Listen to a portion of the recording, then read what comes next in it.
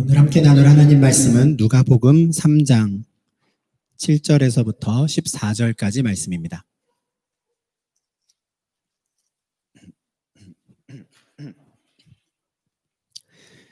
누가복음 3장 7절에서 14절, 신약성경 91면 또는 92면에 있습니다.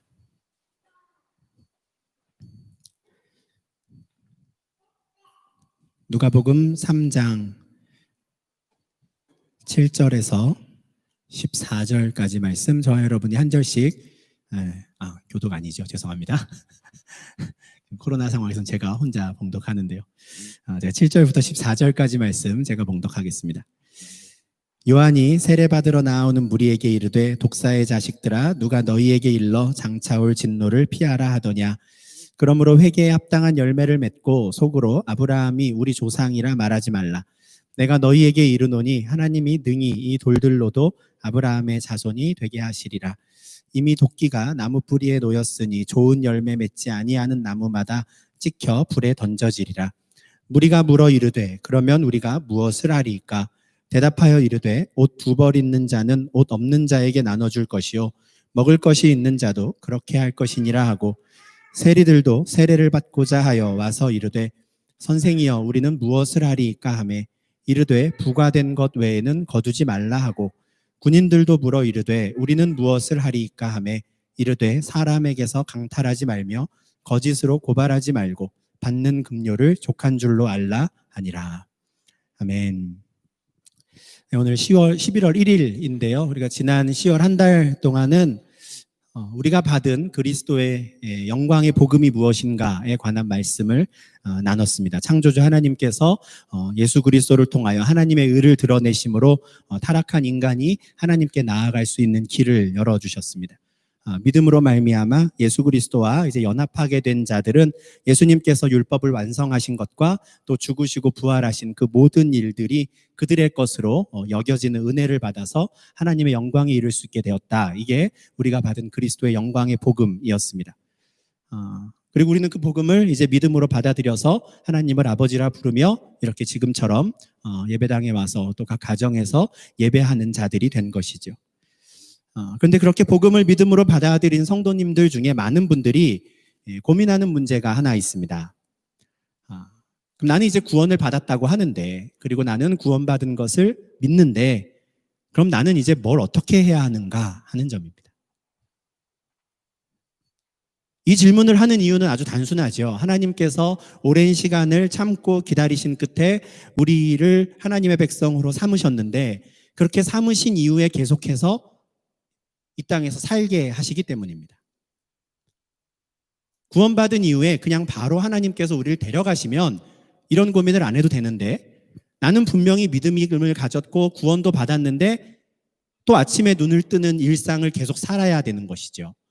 내가 믿음을 가진 다음에 내 이마나 어디 몸에 구원받은 자 이렇게 그냥 확실히 딱 도장이 찍힌 것도 아니고, 그냥 일상을 보면 별반 다르지 않는 하루하루를 계속 살아가야 된다라는 것이죠. 구원받기 전이나 구원받은 다음이나 믿음을 갖기 전과 이후가 그냥 내 일상의 삶만을 보면 별반 달라 보이지 않습니다. 그래서 고민을 하는 것이죠. 난 믿음 가졌는데, 구원받았는데 이게 단가? 내가 뭘 더 어떻게 해야 하는 것 아닌가? 고민하는 겁니다. 믿음을 가진 그 다음 날에도 우리는 학생으로서, 가정주부로서, 직장인으로서, 사업가로서의 역할을 하느라 애쓰는 하루를 살아야 합니다. 여전히 24시간을 똑같이 사는 것이죠. 가정에서는 남편과 아내, 아들과 딸로서 해야 할 일들을 하느라 많은 에너지를 쓰고요. 또 때로는 감정이 상하기도 합니다.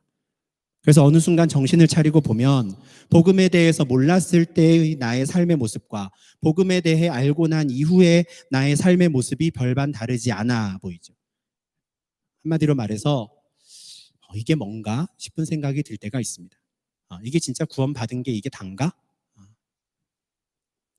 근데 성경을 보면 하나님께서 당신의 백성들을 그렇게 택하시고 구원하신 이후에도 굳이 이 땅에 계속 남겨두시는 이유가 있습니다. 믿음을 가진 그 순간 데려가지 않으시고 여전히 이 패역한 세상 속에서 살게 하시는 이유가 있는 것이죠. 이에 대한 많은 말씀이 있지만 가장 대표적인 말씀이 베드로전서 2장 9절입니다. 아마 많은 분들이 잘 아시는 말씀일 텐데요. 그러나 너희는 택하신 족속이요 왕같은 제사장들이요 거룩한 나라요 그의 소유가 된 백성이니 이는 너희를 어두운 데서 불러내어 그의 기이한 빛에 들어가게 하시니에 아름다운 덕을 선포하게 하려 하심이라.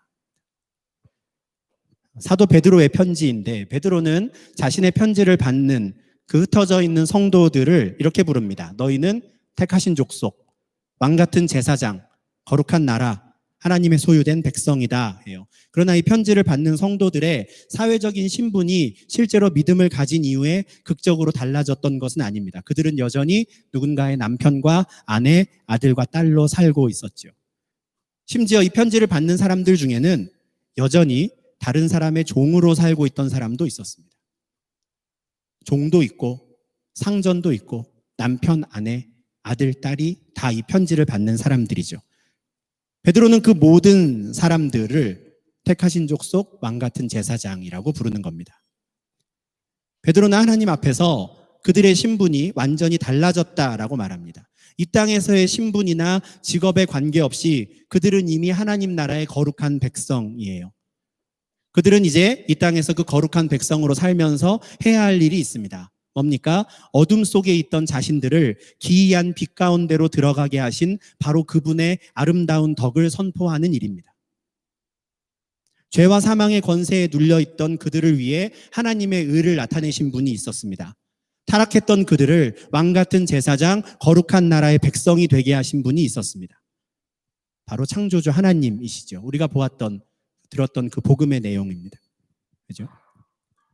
베드로는 구원받은 이후에도 성도들은 여전히 24시간의 일상을 살지만 이제 그들은 창조주 하나님의 아름다운 덕을 선포하는 삶을 살아야 한다라고 말씀합니다. 이건 베드로가 하는 표현이고요. 똑같은 것에 대해서 사도 바울은 그리스도의 영광의 복음의 광채를 비추어야 한다 이렇게 말합니다. 같은 내용인데 베드로와 바울이 조금 다르게 표현하는 것이죠. 그렇습니다. 믿음을 가진 후에, 구원받은 이후에 우리의 일상은 달라지지 않습니다. 그러나 같은 일상을 살면서 성도들의 삶의 목적은 달라져야 하는 것이죠. 예전에는 그렇지 않았는데 이제는 나를 구원하신, 나를 기이한 빛 가운데로 들어가게 하신 그 하나님을 자랑하는 삶을 살아야 합니다. 복음의 광채를 비추는 삶을 살아야 하지요. 그런데 이 베드로와 바울의 말을 구원받은 이후에 나는 무엇을 해야 합니까? 라는 질문의 답으로 삼기에는 뭔가 애매합니다. 원론적으로는 맞는 말인데 이 표현 자체가 너무 추상적인 것이죠. 하나님을 자랑한다. 복음의 광채를 비춘다. 말만 들으면 맞는 말이고 멋있고 좋은데 구체적으로 뭘 어떻게 하라는 것인지 불분명합니다. 그래서 때로는 이런 추상적인 말들을 들으면 오히려 부담감이 생겨서 마음이 무거워질 때가 있죠. 당장이라도 내가 어디 돌에 맞아 죽을 각오를 하고 선교지로 가야 한다는 말인가? 아니면 내가 무엇인가 큰 결단을 내려야 한다는 말인가? 막연한 부담감을 가질 때가 있습니다. 그래서 오늘부터 우리가 11월 한 달 동안은 좀 이 문제에 대한 말씀을 좀 나누고자 합니다. 하나님을 자랑하고 아직 어둠 속에 있는 사람들에게 복음의 광채를 비추는 삶을 이제 우린 살아야 하는데 구체적으로 뭘 어떻게 할 것인가에 대한 문제를 좀 함께 고민해 보면 좋겠습니다. 이와 관련해서 제일 먼저 나누고 싶은 말씀이 제가 오늘 봉독한 누가복음 3장 7절부터 14절 말씀입니다. 이 본문에는 요한이라는 사람이 자신에게 세례를 받으러 오는 유대인들을 향해서 선포했던 말씀이 기록되어 있습니다. 신약 성경에는 이 요한이라는 이름을 가진 사람들이 많이 등장하는데 누가복음 3장에 나오는 이 요한은 요단강에서 이스라엘 사람들에게 세례를 주었던 요한입니다. 그래서 우리는 이 사람을 세례 요한이라는 말로 부르면서 다른 여러 요한들과 구분하지요. 세례 요한은 하나님께서 예수님을 이 땅에 보내시기 전에 마지막으로 보내셨던 선지자였습니다. 그래서 그는 이스라엘 백성들을 책망하는 메시지를 전했고 동시에 어서 하나님께로 돌아오라라는 권면의 말씀도 선포한 사람입니다. 세례 요한이 선포하는 말씀을 들었던 많은 유대인들이 이제 자신들의 죄를 깨닫고 회개하여 하나님께로 돌아오는 역사가 있었는데요. 사실 당시의 유대인들에게 있어서 세례는 자신들이 받아야 하는 것이라고 생각하지 않았습니다. 세례는 이방인들 중에 하나님이 정말 특별한 은혜를 베풀어 주셔서 유대교로 개종하고 싶은 사람들, 그런 사람들이나 받는 게 세례이지 자신들은 세례 받을 필요가 없다고 생각했어요. 왜냐하면 자신들은 이미 하나님의 백성이니까. 그런데 세례 요한이 선포하는 말씀을 듣고 유대인들이 자발적으로 요한을 찾아와 세례를 받고자 했던 겁니다. 정말 진심으로 회개하고 돌이키는 역사가 일어났던 것이죠. 그래서 사람들은 요한이 주는 그 세례를 죄사함을 받게 하는 회개의 세례라고 불렀습니다. 대체 세례 요한이 어떤 메시지를 선포했길래 이방인들이나 받아야 하는 것으로 생각했던 그 세례를 유대인들이 자발적으로 받게 되었을까? 3장 7절부터 9절을 보시면 세례 요한이 사람들에게 선포했던 메시지의 내용이 이제 짧게 요약되어 있습니다. 근데 그 내용이 아주 파격적이죠. 시작부터 그렇습니다. 유대인들을 향해 독사의 자식들 이렇게 부릅니다. 우리가 받은 복음에 대한 말씀을 드릴 때 창세기 3장 15절 말씀을 드린 적이 있습니다. 아마 기억하실 텐데요. 하나님께서 사탄의 후손과 여자의 후손이 원수가 되게 하겠다라고 사탄을 이제 심판하신 메시지였죠. 사탄이 그런 심판, 저주를 받은 이유가 뭡니까? 그가 뱀의 모습으로 여자에게 접근해서 결국 죄를 짓게 만들었기 때문입니다. 유대인들에게 있어서 뱀, 독사는 사탄이에요. 그러니까 세례 요한이 지금 유대인들에게 독사의 자식들아, 뱀의 자식들아 이렇게 말한 건 유대인으로서는 상상할 수 없는 심한 욕설을 들은 겁니다. 사탄의 후손들아, 사탄의 자식들아 이런 말이거든요. 굉장한 충격이었을 겁니다.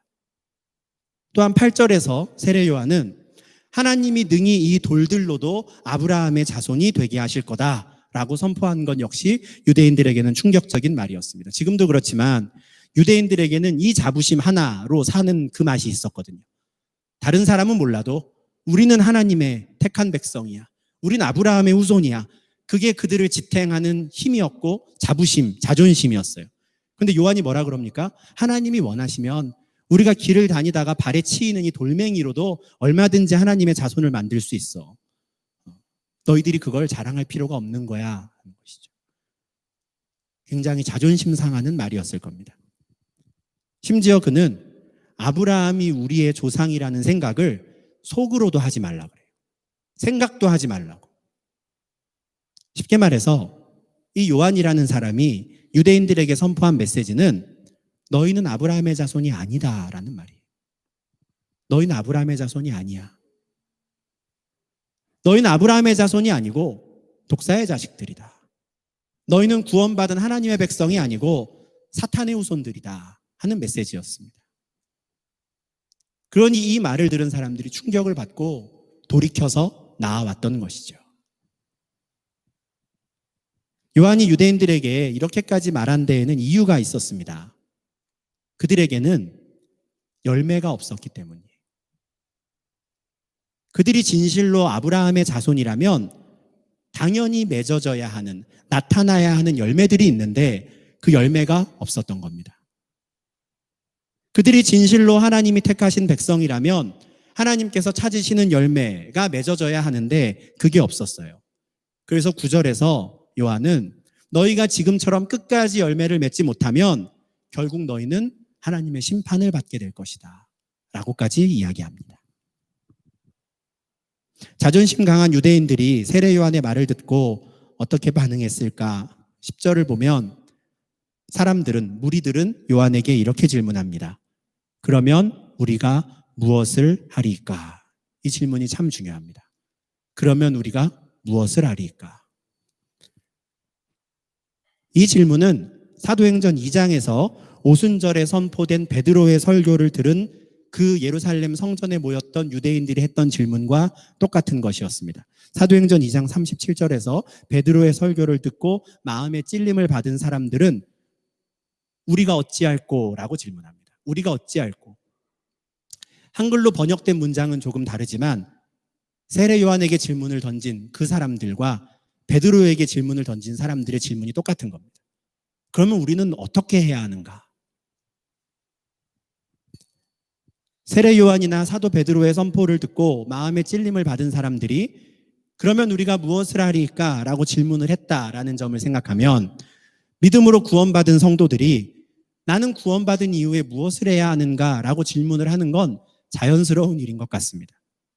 설교를 시작하면서 믿음을 가진 성도님들 중에 이런 질문을 하시는 분들이 많다는 말씀을 드렸는데 이런 질문을 한다는 것 자체가 하나님의 말씀을 거부하지 않고 올바르게 반응하고 있다라는 걸 보여주는 겁니다. 나 이제 구원받았는데 뭘 어떻게 해야 하나 하는 것이죠. 그런데 사람들의 질문에 대한 세례 요한의 대답을 한번 보십시오. 요한은 하나님을 자랑하십시오. 복음의 광채를 비추십시오. 이런 추상적인 말을 하지 않습니다. 그는 아주 현실적이고 구체적인 대답을 합니다. 여러분 중에 옷을 2벌 갖고 있는 사람이 있다면 한 벌은 옷 없는 사람에게 주십시오. 먹을 것이 많이 있는 사람도 그렇게 하십시오. 내가 먹을 것이 많이 있고 옆에 굶주린 사람이 있다면 그 사람에게 음식을 나누어 주십시오 하는 것이죠. 세례 요한이 말한 열매, 유대인들이 정말 아브라함의 자손이라면 맺어야 하는 열매들은 이런 거였습니다. 그런데 사람들에게 이렇게 말하는 소리를 그 자리에 함께 있던 세리들이 들었습니다. 요한에게 세례를 받으러 세리들도 왔었는데 이 사람들도 선생이여 우리는 무엇을 하리까 질문하지요. 똑같은 질문을 하는 겁니다. 그러면 우리는 무엇을 할까요? 같은 질문인데 요한의 대답은 달라집니다. 세리들에게도 옷이 2벌 있으면 나눠줘 이렇게 말하지 않고요. 세리에겐 다른 걸 말하죠. 부과된 것 외에는 거두지 말라. 세리들은 세금을 걷는 일을 하는 사람들이었는데 당시에는 정부에서 각 가정마다 부과한 세금보다 더 많이 거두어 가는 것이 세리들이 일하는 방식이었습니다. 왜 그렇게 했겠습니까? 당연히 내가 부자가 되기 위해서입니다. 정부에서 부과된 금액은 50유로인데 70유로를 걷어가서 50유로만 본국에 보내고 20유로는 자기가 갖는 거예요. 그렇게 해서 세리들은 많은 돈을 벌 수 있었습니다. 그런데 요한은 자신에게 찾아와서 우리는 무엇을 할까요? 라고 질문하는 그 세리들에게 부과된 만큼만 걷어라 라고 말하는 겁니다. 당시에 모든 세리들이 관례라고 말하며 쉽게 부자가 되기 위해 사용했던 그 방법을 더 이상 사용하지 말아라 하는 거예요. 부과된 것만 세금으로 거두면 세리들은 자신들이 정부로부터 받는 월급에 만족하며 살아야 합니다.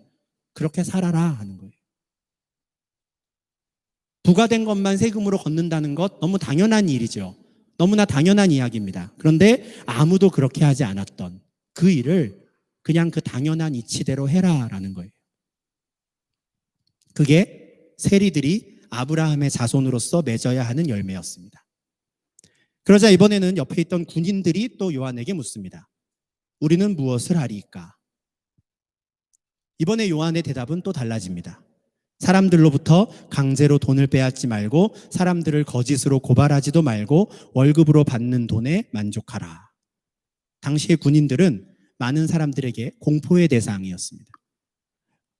틈만 나면 사람들에게 트집을 잡아서 돈과 재물을 뺏어가는 일을 했어요. 그들에게 협조하지 않는 것, 그들이 물건을 강탈할 때 힘으로 맞서는 사람들, 그 사람들은 온갖 죄목으로 고소고발했습니다. 강탈과 거짓 고발, 이것은 당시의 군인들이 자신들의 이익을 챙기는 수단이었습니다. 그런데 요한은 그들에게 더 이상 그렇게 하지 말라는 거예요. 그렇게 사는 것은 아브라함의 자손으로서의 삶이 아니라는 겁니다. 그냥 마땅히 군인으로서 해야 하는 일들을 하면서 그 일의 대가로 정당하게 받는 월급에 만족하라고 합니다. 이건 역시 당연한 일인데 대부분의 군인들이 그렇게 살지 않으니 그렇게 사는 것만으로도 하나님께 드릴 열매가 된다는 겁니다. 무리들과 세리들과 군인들이 모두 같은 질문을 했죠. 우리가 무엇을 하리까? 근데 이에 대한 요한의 답변이 대상에 따라 다 달라졌습니다. 무리들이 해야 하는 일, 세리들, 군인들이 해야 하는 일이 달랐죠. 그런데 요한이 이 각각의 사람들에게 말한 대답의 내용을 보면 공통점이 하나 있습니다. 그 각 사람들이 아브라함의 자손으로서 열매를 맺어야 하는 장소가 바로 그들의 일상생활의 영역이라는 겁니다. 옷이든 음식이든 나에게 충분히 있는 것을 부족한 사람들에게 나누어주는 일을 하기 위해서 지금 살고 있는 집을 떠나서 특별한 장소로 이동할 필요는 없습니다. 지금 당장 문을 열고 나가서 나한테 있는 걸 나눠주면 되는 거예요. 지금 오늘날 우리의 상황으로 본다면 굳이 이 일을 하기 위해 프랑스에 있는 떼제 공동체를 찾아갈 필요도 없고 이스라엘에 있는 키부츠 공동체를 찾아갈 필요도 없다는 것이죠. 그냥 내가 오늘 일상을 사는 중에 문을 열고 나가서 우리 집에 있는 것으로 나눠주면 되는 겁니다. 세리들과 군인들이 해야 하는 일도 그렇습니다. 그들이 아브라함의 자손으로서의 합당한 열매를 맺기 위해서 직장을 그만두고 광야로 나가서 세례 요한처럼 메뚜기와 석청만을 먹으면서 살 필요가 전혀 없습니다. 오늘 아침에 일어나서 세관에 나갔고 명령받은 위치에서 근무했던 것처럼 내일도 정해진 나의 근무지에 가서 일을 하면 됩니다. 다만 더 이상은 부과된 것 이외의 세금을 거두지 않고 다른 사람의 것을 강탈하거나 거짓 고발하는 일을 하지 않으면 됩니다. 하나님을 자랑하고 아직 어둠 속에 있는 사람들에게 복음의 광채를 비추는 그 구체적인 방법에 대해 고민해보자라고 말씀드리면서 오늘 본문의 말씀을 제일 먼저 묵상한 이유가 바로 이것입니다. 믿음으로 말미암아 의롭게 되어서 하나님의 백성이 된 이후에 우리는 일상의 삶을 벗어나거나 떠나기 위해서 애쓸 필요가 전혀 없습니다. 예수를 믿게 된 바로 그날까지 했던 나의 역할을 그대로 하면 됩니다. 학생일 때 예수를 믿었다면 그대로 학생으로서의 삶을 살면 됩니다. 가정주부일 때 예수를 믿었다면 그 일을 또 그대로 하면 되지요. 직장을 다니다가 예수를 믿었다고 해서 직장을 그만둘 필요도 없고요. 사업을 하다가 예수를 믿었다고 해서 사업을 그만두고 다시 직장에 들어갈 필요도 없습니다. 가정에서도 마찬가지죠. 남편과 아내, 아들과 딸로서 살아가던 그 일상을 그대로 영위해 나가면 됩니다. 예수를 믿었으니 이제 가정을 다 버리고 이제 교회에 모여서 합숙할 필요가 없다는 것이죠. 다만 예수를 믿어 그리스도인이 되었다면 그동안 아무렇지도 않게 내 일상생활 중에 해오던 일들 중에 분명히 달라져야 할 것들이 있을 겁니다. 우리는 그걸 찾아야 합니다. 하나님, 우리는 무엇을 해야 할까요? 라고 질문할 때 뭔가 새로운 게 아니에요. 우리의 일상생활 중에 나는 무엇을 어떻게 해야 할까요? 를 질문해야 하는 겁니다. 학생 시절을 생각해보면 다른 예가 떠오르지 않아서 맨날 제가 이 말씀만 드리는데, 예전에 예를 들어서 예수 믿기 전에는 시험에서 좋은 성적을 얻기 위해서는 무슨 방법을 다 써서라도 점수를 얻어냈던 학생이라면 이제는 그렇게 하지 않는 것이죠. 예전엔 아무렇지도 않게 컨닝도 하고 편법을 사용했다면 예수 믿은 이후에는 열심히 공부해서 정직하게 시험을 보는 겁니다. 그동안에는 우리 가족들에게만 맛있는 음식을 먹이고 싶어서 음식을 잔뜩 쟁여놓고 살았다면 이제는 그 창고문을 열고 음식이 없는 사람들에게도 나눠줘야 합니다. 네덜란드 신문에 나오더라고요. 푸드뱅크에 저희가 상반기에 지원을 했지만 푸드뱅크에 음식이 다 떨어졌대요. 지원금이 없대요. 코로나 상황을 맞아서 굶는 사람들이 늘어나는데 도움의 손길이 오히려 더 줄어들고 있는 겁니다. 왜 그렇습니까? 집에 쟁여놓고 있는 게 많아지는 것이죠. 그동안에는 수입을 늘리기 위해서 같은 직업에 종사하는 사람들끼리 사용하던 편법이나 불법적인 관례들을 나도 사용하고 있었다면 예수 믿은 이후에는 이제는 그걸 하지 않아야 합니다. 내가 열심히 일해서 정당하게 받는 월급에 만족해야 하는 것이죠. 그리스도인이 아니라면 그렇게 하지 않아도 됩니다. 그리스도인이 아니라면 다른 사람들과 똑같이 살아도 상관없습니다. 아담의 죄로 인해 타락한 아담의 모든 후손들은 이 땅에서 좀 더 많은 돈과 권력을 얻고자 하는 목적을 가지고 살기 때문에 자신에게 이익이 되는 삶의 방식을 쫓아 살기 마련입니다. 그게 당연하고 그게 자연스러운 거예요. 그래서 옷이 두 벌 있는 사람이 헐벗고 있는 사람을 보더라도 내 옷 한 벌을 내주기가 어려운 겁니다. 그리고 내주지 않더라도 어느 누구도 뭐라 하지 않아요. 모든 사람들이 생각하는 게 똑같으니까. 부가 된 것보다 더 많은 세금을 걷어서 넓은 집으로 이사하고 좋은 차를 구입하는 동료들을 보며 부러워합니다. 나도 저런 기회가 있으면 좋았을 텐데. 법을 어겼다가 걸리는 게 겁이 날 뿐이지 걸리지 않는다고만 한다면 얼마든지 그렇게 살고 싶은 마음이 있습니다. 타락하여 망가져버린 우리의 본성이 그래요. 나에게 이익이 되는 방향을 쫓아 사는 것이죠. 이상한 게 아닙니다. 다 그렇게 사는 것이죠. 그러나 우리가 그리스도인이 되었다면, 그러나 이제 우리가 예수를 믿음으로 말미암아 의롭게 여김받은 자들이 되었다면,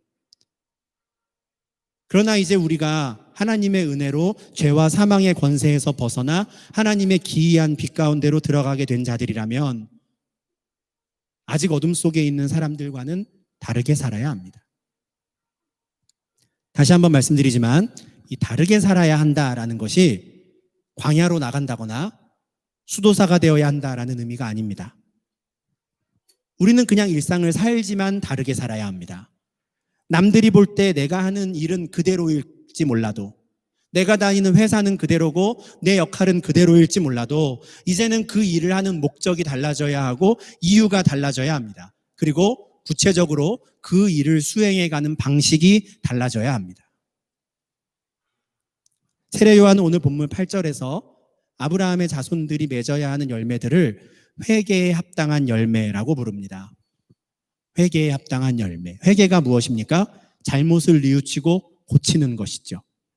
그러니까 회개에 합당한 열매는 잘못을 뉘우치고 고친 것에 어울리는 결과들, 열매들인 겁니다. 창조주 하나님을 몰랐고 하나님을 인정하지 않고 내가 직접 나 스스로가 하나님과 같이 되고자 했었던 그 과거에 행했던 모든 일들을 뉘우친 것에 어울리는 열매. 이제는 과거의 잘못을 고쳐서 하나님께서 보시기에 옳다고 여겨질 수 있는 그 열매가 바로 회개에 합당한 열매인 거예요. 그러므로 예수 믿었다고 말하면서도, 구원받았다라고 말하면서도 만약에 우리가 여전히 어둠 속에 있을 때의 삶의 방식으로 살아간다면 우리는 회개에 합당한 열매를 맺지 못하고 있는 겁니다. 만약에 세례 요한이 지금에 나타나서 우리 중에 혹시 그런 사람을 만나게 된다면 이렇게 말할 겁니다. 속으로라도 내가 하나님의 백성이라고 말하지 말라. 내가 너희에게 이르노니 하나님이 능히 돌들로도 하나님의 백성이 되게 하시리라. 이렇게 말할 겁니다. 우리가 하나님 앞에 의롭다함을 받기 위해 우리가 한 일은 아무것도 없지만 우리가 진실로 하나님의 은혜로 구원받은 자들이라면 우리의 삶은 달라져야 합니다. 은혜 받은 자로서의 다른 삶이 있어야 하죠. 이제는 더 이상 어둠 속을 걷지 않고 이제는 빛 가운데로 걸어가는 회개에 합당한 열매를 맺어야 합니다. 그런데 우리의 일상생활에서 이 회개에 합당한 열매를 맺는 게 참 어렵습니다. 큰 용기가 필요해요. 결단이 필요하고요. 이 열매를 맺으려고 하면 갑자기 가족들이 나를 이상하게 쳐다봅니다. 이 열매를 맺으려고 하면 학교 친구들이나 직장 동료들이 나를 이상하게 쳐다봐요. 심지어 미움을 받을 수도 있습니다. 예상치 못했던 불이익을 당할 수도 있습니다. 그럼에도 불구하고 우리가 계속해서 이 열매를 맺으려고 노력한다면, 그리고 그렇게 노력하는 이유가 다름 아닌 나는 이제 창조주 하나님을 아는 자가 되었기 때문이라면, 나는 이제 더 이상 죄와 사망의 권세에 매이지 않고 하나님 나라의 백성이 되었기 때문이라면 이 모든 수고와 노력은 하나님 앞에 귀한 회개에 합당한 열매가 될 수 있습니다. 또한 그 모든 수고와 노력은 우리가 아직 어둠 속에 있는 사람들에게 하나님을 자랑하고 복음의 광채를 비추는 아주 중요한 방법이 될 수 있습니다. 베드로전서 3장 15절, 17절을 한번 찾아보시면 좋겠습니다. 베드로전서 3장 15절부터 17절까지 말씀입니다. 신약성경 거의 뒷부분에 있는데요. 이 말씀은 어떻게 우리가 일상생활 속에서 방금 말씀드린 그 회개에 합당한 열매를 맺으려고 하는 그 모든 노력과 그 수고가 우리가 어떻게 하나님을 자랑하는 방법이 되며 복음의 광채를 비추는 방법이 될 수 있는가를 보여줍니다. 베드로전서 3장 15절부터 17절 말씀 제가 읽어드리겠습니다. 너희 마음에 그리스도를 주로 삼아 거룩하게 하고 너희 속에 있는 소망에 관한 이유를 묻는 자에게는 대답할 것을 항상 준비하되 온유와 두려움으로 하고 선한 양심을 가지라. 이는 그리스도 안에 있는 너희의 선행을 욕하는 자들로 그 비방하는 일에 부끄러움을 당하게 하려 함이라. 선을 행함으로 고난받는 것이 하나님의 뜻일진데 악을 행함으로 고난받는 것보다 나으니라. 아멘. 우리는 예수 믿은 이후에도 여전히 어둠 속에 있는 사람들과 함께 살고 있습니다. 우리 자녀들이 학교에서 만나는 친구들이나 우리가 마트에 가면 만나는 사람들이나 직장에서 만나는 사람들 중에는 아직 하나님의 의에 대해서 복음에 대해서 모르는 사람들이 많이 있습니다. 그런데 먼저 하나님의 백성으로 회복되어서 이제는 선한 양심을 갖게 된 우리가 빛 가운데로 걸어가며 선을 행한다면 더 이상 관례라는 이름으로 이런저런 명목으로 어둠 속에 행하던 일들을 함께 하던 사람들과는 다른 모습을 보이기 시작할 때 베드로전서 3장에서는 그것을 선행이라고 부르는데요. 우리가 그렇게 살기 시작하면 미움을 당할 수도 있고 고난을 당할 수도 있지만 우리를 찾아와 물어보는 사람들이 있다는 거예요. 당신은 왜 그렇게 사냐고. 어둠 속에 있던 자들이 빛 가운데를 걸어가는 하나님의 백성들을 보며 이런 질문을 하게 해야 합니다. 당신은 왜 그렇게 살고 있냐고. 왜 우리와 다르게 사냐고. 다른 사람들은 조금이라도 더 가지려고 하고 다른 사람들보다 높은 자리에 올라 군림하려고 하는데 왜 당신은 오히려 더 나눠주고 지금 가진 것에 만족하며 사느냐고 묻는 것이죠. 우리가 이런 순간을 한 번이라도 맞이할 수 있다면 더 큰 영광이 없죠. 하나님의 백성으로 이 땅을 살면서. 그리고 누군가가 우리에게 이런 질문을 할 때 그때 우리는 우리 속에 있는 소망에 대해 말해줄 수 있는 겁니다. 과거에는 나도 당신과 똑같이 살았었습니다. 그런데 이제는 내가 새로운 소망을 갖게 돼서 더 이상 그렇게 살지 않습니다. 이제는 나는 나를 구원하신 하나님을 기쁘시게 하는 삶을 살기로 했습니다. 그냥 그렇게 담담히 말해줄 수 있어야 하는 것이죠. 오늘 예배가 끝나면 이제 우리는 다시 일상으로 돌아갑니다. 내일 아침에도 일어나면 잘 안 떠지는 눈을 뜨고 학교를 가야 하고 직장에 가야 합니다. 이번 주에 어쩌면 멀리 출장을 가시는 분도 계실지 모르겠습니다. 근데 바로 그 우리의 일상 중에 회개에 합당한 열매를 맺을 수 있기를 바랍니다. 이제는 우리가 더 이상 육체의 소욕을 따르지 않고 새로운 소망을 가지고 성령을 따르는 자들이 되었다는 것을 아직 어둠 속에 있는 자들에게 보여줄 수 있기를 바랍니다. 이게 하나님을 자랑하고 복음의 광채를 비추는 그 시작점, 그 출발점이 될 수 있습니다. 우리가 회개에 합당한 열매를 맺어야 하는 이유를 잘 기억하십시오. 우리가 구원받기 위해서 아직 채워야 하는 어떤 조건이나 할당량이 남아있기 때문이 아닙니다. 그건 다 해결된 일입니다. 하나님께서 회개에 합당한 열매를 바라시는 대상은 아직 구원받기 이전에 있는 사람들이 아니에요. 하나님의 은혜로 이미 구원받은 자들에게 합당한 열매를 원하시는 겁니다. 속으로만 나는 구원받은 하나님의 백성이라 말하지 않고 이미 우리가 하나님의 백성이 된 자들임을 매일의 그 일상의 삶에서 맺는 열매들로 드러낼 수 있기를 소망합니다. 선한 양심을 가지고 날마다 선을 행하기를 힘쓰는 우리를 통해서 하나님께서 아직 어둠 속에 있는 자들에게 복음의 광채를 비추실 것입니다. 이번 한 주간도 이렇게 영광스럽게 살아가는 거룩한 주의 백성들이 되시기를 주님의 이름으로 축원합니다. 기도하겠습니다. 하나님 아버지 감사합니다. 그리스도의 영광의 복음을 알게 하시고 그 복음을 믿음으로 의롭다 하심을 받게 하시며 이제는 거룩한 나라요 하나님 나라의 택한 백성이 되게 하시니 주님 감사를 드립니다. 이미 우리의 신분이 그렇게 영광스럽게 바뀌었지만 우리가 눈을 뜨고 육체를 입고 살아가는 이 일상 중에 우리의 신분과 우리의 역할은 달라지지 않았음을 또 기억하게 하시니 주님 감사합니다. 비록 믿음을 갖기 이전과 이후에 우리가 해야 하는 일들, 우리가 감당해야 한 역할들은 그대로일지라도 이제는 우리가 이미 하나님 나라의 백성이 되었으며 거룩한 제사장이 되었음을 기억하며 그에 합당한 일들로 회개에 합당한 열매들을 맺어가는 저희 될 수 있도록 주님 인도하여 주시옵소서. 우리의 일상생활 중에서 주께서 바라시는 그 열매를 맺을 수 있도록 주님 용기를 주시고 담대하게 하시고 결단하게 하시며 때로는 그 일로 말미암아 우리를 미워하는 자들이 있거나 고난당할지라도 악을 행함으로 고난당하는 것보다 낫다는 그 말씀을 기억하게 하시며 열심히 선을 행하며 그 열매들을 맺어가다가 혹여라도 우리에게 찾아와 왜 그렇게 사느냐 묻는 아직은 어둠 속에 있는 자들이 있다면 그들에게 하나님을 자랑하게 하시고 그들에게 우리가 갖고 있는 소망의 이유를 전함으로 복음의 광채를 비춰갈 수 있는 주의 백성들 되게 하여 주시옵소서. 내일부터 시작되는 모든 일상의 삶 가운데 성령 하나님 동행하시며 우리의 삶의 일상의 영역에서 승리하게 하시며 하나님 나라의 백성으로 합당한 삶을 살아가는 그 열매들로 주께 영광 돌리는 한 주간의 삶이 될 수 있도록 인도하여 주시옵소서. 예수님 이름으로 기도합니다. 아멘.